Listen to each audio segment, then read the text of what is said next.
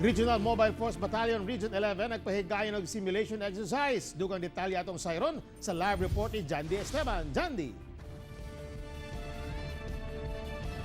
Yes, Tek, ang seryoso ang hulga sa panenorismo. Busa nagpakita sa ilahang kaandam ug kahanas ang RMFB 11 atul sa ilahang simulation exercise kaganihang buntag. Sa gawa sa Camp Quintin, Meresido sa Katitipan, Buhangin, Davao City, duha ka lalaki nga nakasibilyan ang nasayrang nagbaktas pasulod sa kampo. Pagkataod-taod,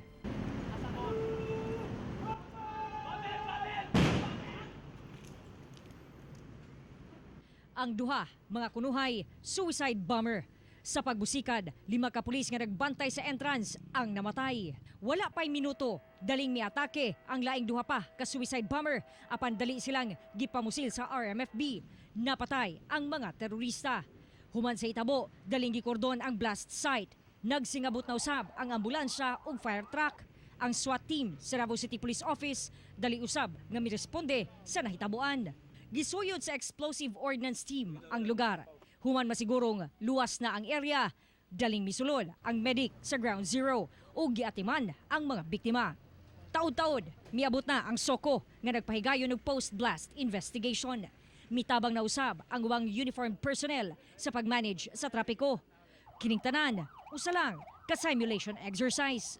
Gipahigayon ang simulation exercise aron masukod ang katakos ug coordination sa mga personahe sa tanang law enforcement agencies panahon sa pagresponde sa crisis situation o mga pagpanghitabo sama sa suicide bombing.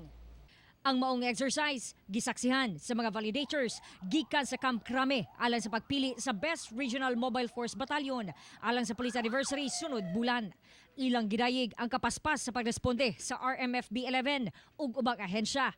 Pero do na pa daw kinahanglang i-improve. Based on our observation doon sa gate, nakita natin our check-in of resources. Nagdatingan yung mga ambulances, fire truck.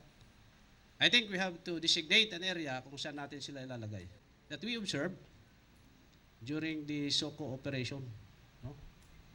There was actually no proper turnover by the investigator as well as yung pag-turnover ng SOCO to the investigator. Supposedly, in a crime scene, even it is a post-blast investigation, may naunang investigador ng local PNP.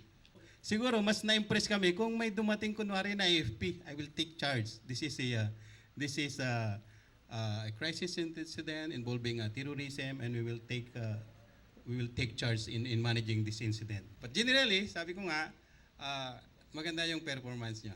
Kauban si Mel Colmenares sa kamera.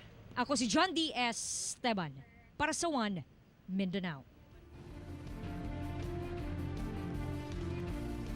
Tek nang hinaot ang RMFB 11 nga sa pagpanguna ni Police Lieutenant Colonel Sebastian nga ilahang makuha ang award nga Best Regional Mobile Force Battalion karong tuiga. Ilabi pa nga 1998 pa day nila kining uwahing nakuha ang maong award dihang si former PNP Chief Ronald Bato de la Rosa pa ang battalion commander. Tek. Okay, good luck sa RMFB 11. Daghang salamat, Jandy Esteban.